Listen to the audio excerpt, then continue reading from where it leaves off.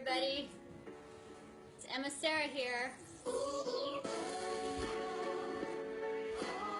How's everybody doing today?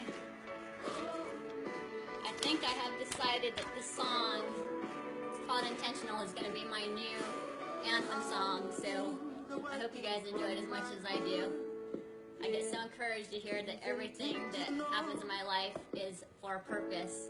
So how many of you out there have ever experienced frustration and disappointment in your marriage? Marriage takes work. Hey, Vanessa. Is there anyone out there who continually feels disappointed even in your workplace? I mean, we live with people, we go to work around people. Hey, Vanessa, she's saying, hey. Hey, Compelled guy. Why am I talking about all this relational stuff right now? Why is that my topic right now? I know we're doing a 21-day challenge right now, and you might say, you know, where's the health talks right now? But I want to tell you right now, with all my heart, that if you can't get your relationships right, and you can't get your heart right, and you can't get your mind right, you're never going to get your health right. And so this is all the foundation. Yes, because the Compelled guy says it's because all about relationships, and that's right. And so that is exactly why today we're going to be talking about two tips for building healthy relationships. Marcella, hey Marcella, I'm so glad you got to make it this time. So we're going to go ahead and get started here. So I want to remind you guys, don't forget to share this. All you have to do is push share on your little button there, and if anybody ever complains, hey Auntie Maria, if anybody complains about not being able to hear, remember the volume is on the Facebook screen, and you just click the little volume button and it'll go up. So if anybody gives you that complaint, that's all you need to do. So today we're going to be talking about 2 tips to build healthy relationships. So the first one I want to talk about is to be transparent. And so, hey Bass, the first thing, you know, the most important thing, I'm going to just turn this off here right now. Excuse me one second here. Okay, so transparency, what does that mean exactly? When you're being transparent with others, that means that you're going to be sharing your needs with them, or maybe even your desires with them. And so, you know, why do you want to do that? You know, that kind of sounds like no duh, but seriously, a lot of times we don't do that, especially with our spouses, and even with especially with our kids, you know.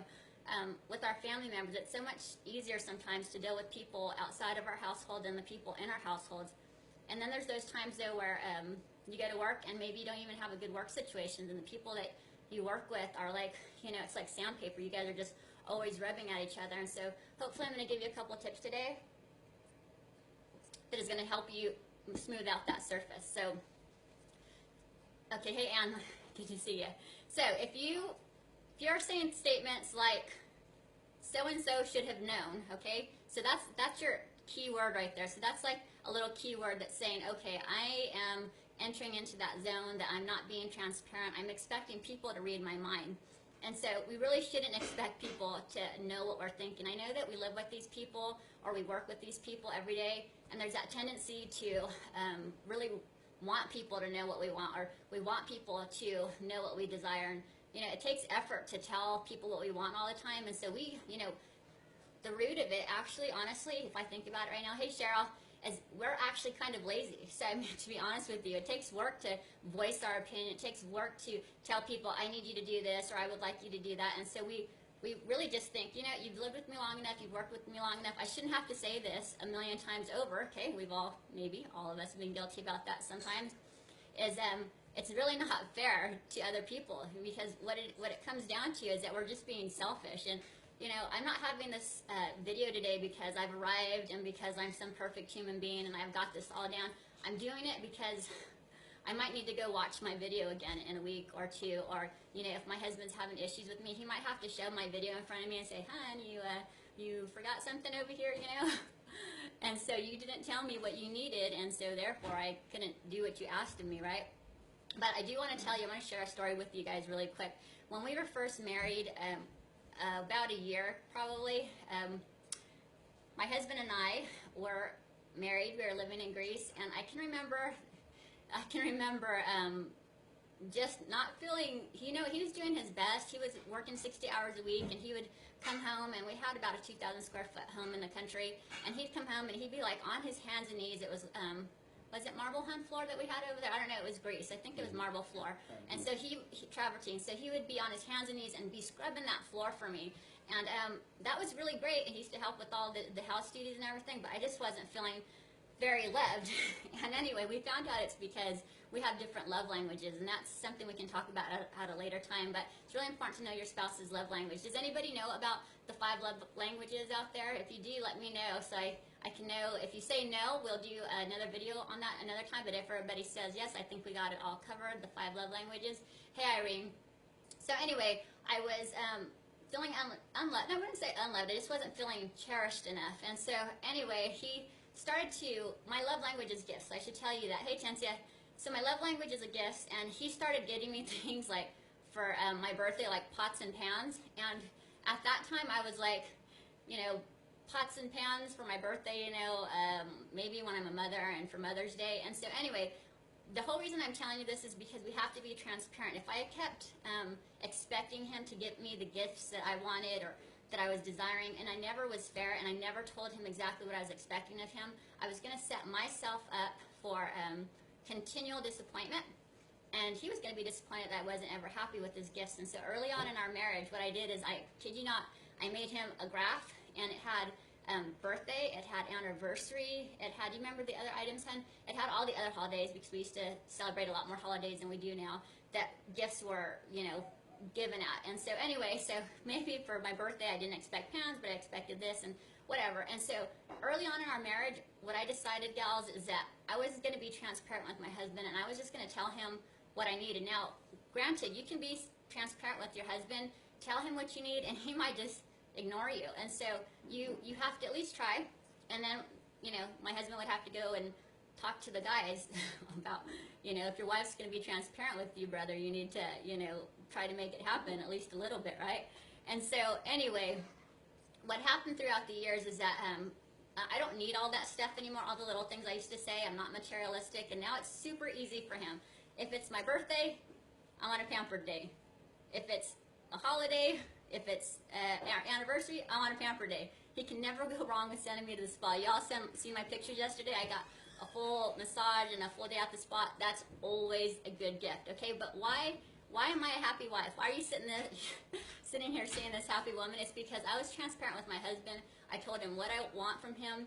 I wasn't let down, okay? He came through for me. So we all think differently, okay? So if you're continually expecting, even employees, if you're working with other employees or managers or whatever, to be reading your mind, just remember that that's rooted in selfishness. It's rooted in, you know, the me, myself, and I syndrome, which is the whole world revolves around me, and everybody should know what I'm thinking, what I want at all times, and we're all guilty of it, okay? Totally guilty of it. And so I just want you to remember, though, okay, the very important thing is that it's rooted in selfishness. So if you find yourself doing it, you can kind of give yourself a self-check and say, okay, I'm being unreasonable because I never gave my request, and so how are they supposed to know? And then, of course, there's always the possibility that you have made your request known in the past, and especially with kids, you might have made your request known so many times, and basically,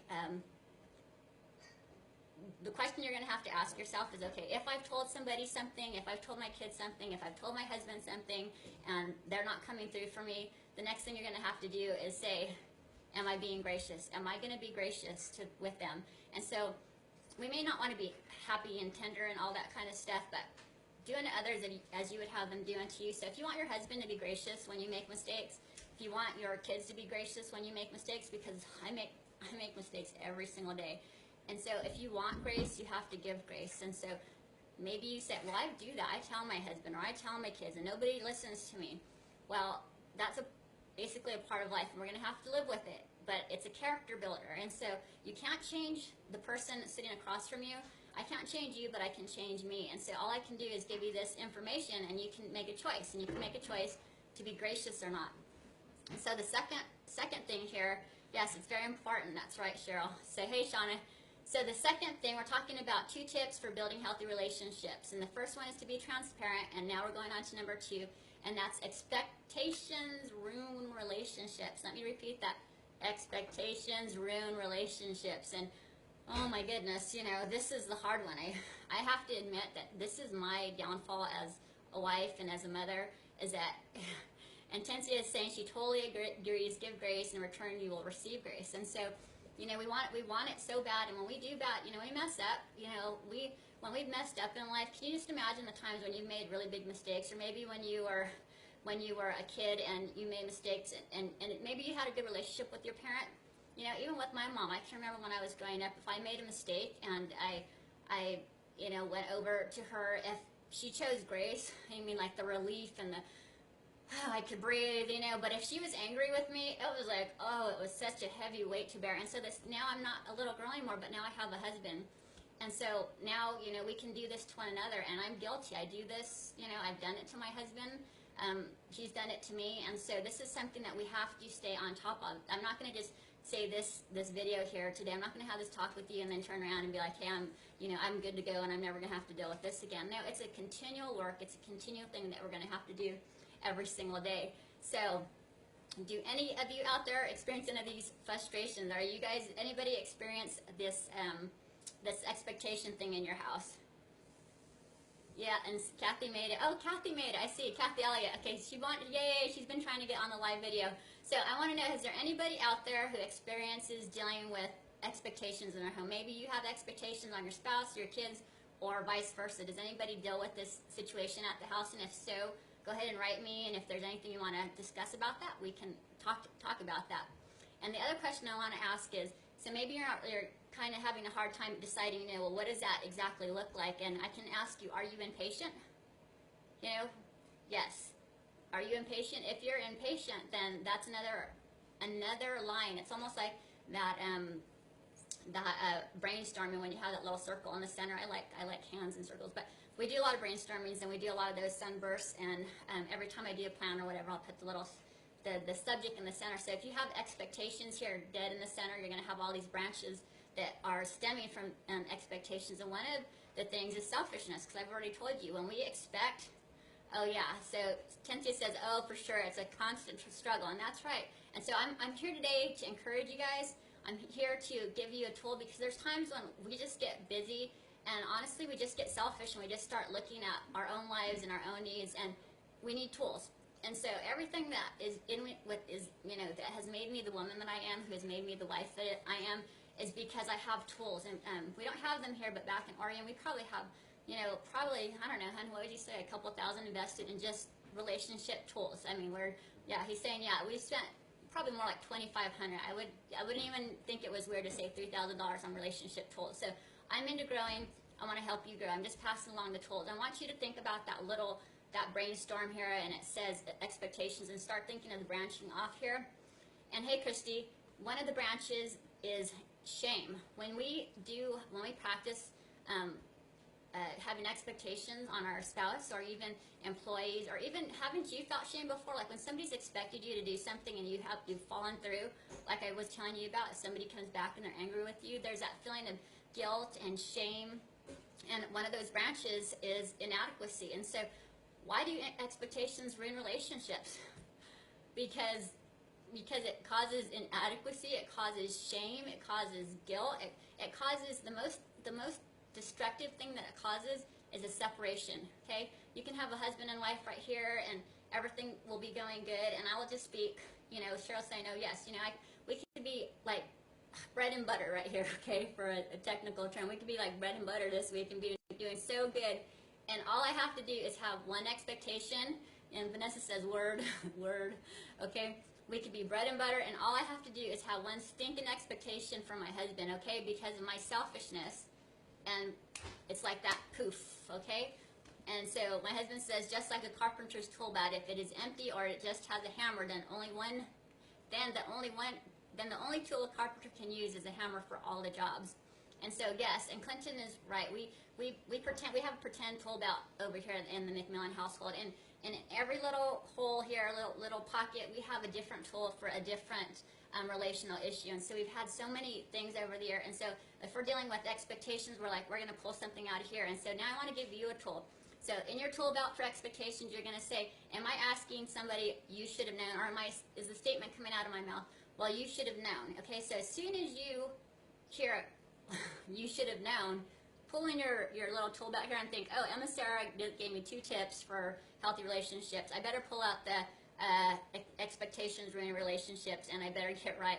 Or I better pull out the, oh, I never told him what I really needed, and pull out the, I better be transparent and just say, you know what, let's backstep. I realized that I really didn't tell you what you needed from me, you know, or what I needed from you, I should say.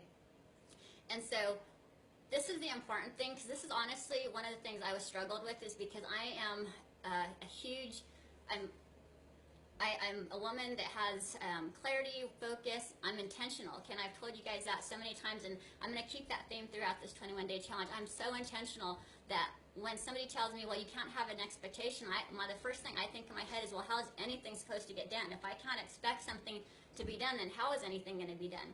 Especially because I have 7 kids. How's the world supposed to run if I can't expect things from my kids? And so this is what came to mind, okay, is that you don't have to have an expectation to have a standard. And so to have an expectation, you don't have to throw away your standards. And so you can still have a standard without having an expectation. And I can tell you, today I had so many, I was like, boy, Lord, if I am being tested right now, I mean, it was like he was like, are you going to practice this today? Are you going to practice grace today? Are you going to expect this from your kids today? So I had so many fiascos happen today, to be honest with you.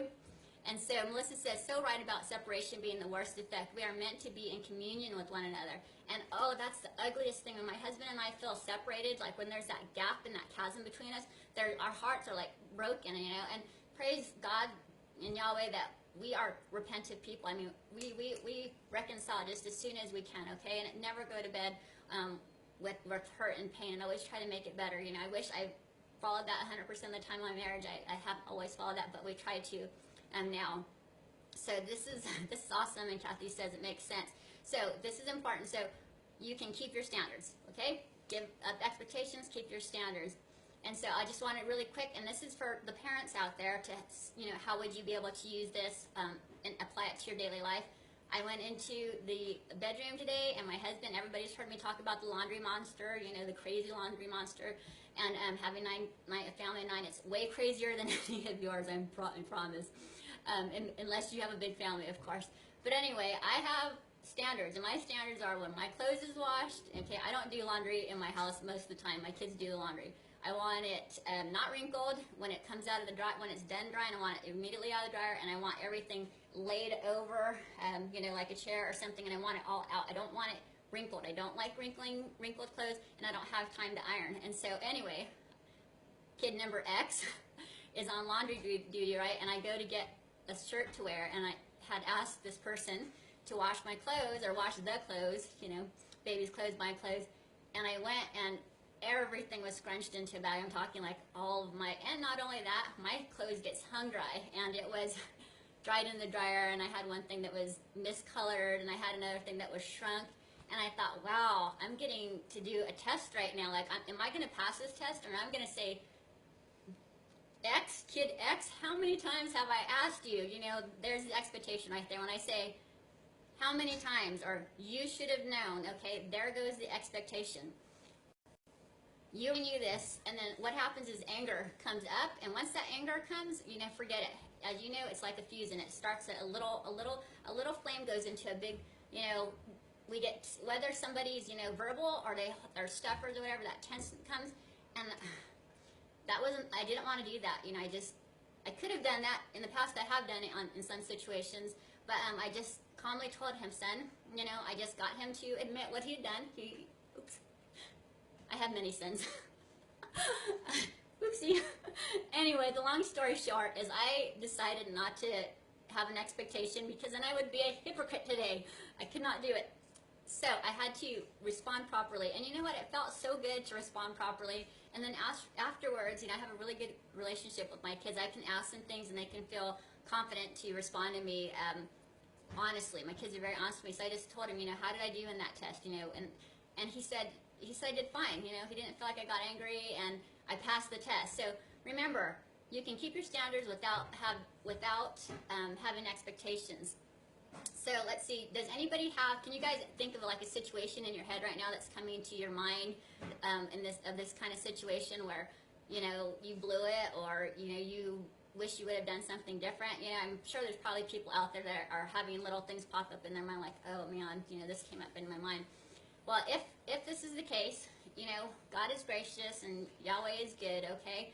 And what you need to do is repent, the first thing. And what does repent mean for those of you who are new to such terms? It means that you turn and you go to a person. And in our house, we don't say sorry. And my husband's saying to make sure to give kids a safe place to talk, and that's absolutely so important. And so in our house, we don't say sorry. It's not that it never comes out of our mouth, but if somebody's really done something wrong, we really like them to say, will you forgive me for? And so there's no quick blanket, I'm sorry, and then turn and run and you know, go play. It's, will you forgive me? And they actually have to say what they've done and how they've hurt somebody, or how they've been disobedient, or how they've manipulated. You know, Mommy, I'm sorry I manipulated you. Mommy, I'm sorry I was disobedient. Mommy, I'm sorry that I was disobedient and manipulate, whatever it is. And then I will say, okay, I forgive you, okay? And then that's when I have the grace to let it go, and I see that they understand. Because if you just allow a kid to just say sorry, you're never really going to know if they got the full gamut of the lesson. So repent and ask forgiveness and grow in grace and watch your relationships flourish. And so, yes, and so Cheryl says it means so much. So those are the two tips for building a healthy relationship. Be transparent, and remember that expectations ruin relationships. And my husband's saying, ask, you will forgive me for it by taking accountability. So that means when you take accountability, the forgiveness comes. And Kathy says, oh my goodness, working with children, I have high expectations. Yes, so we have high expectations, Kathy, and don't feel bad about it. I mean, grow from it, but don't be comfortable there. And so just remember, if you always do the same thing, you will always get the same result. So change something, do something new, and most of all, be intentional. I'm out, guys. We'll talk to y'all later. Bye.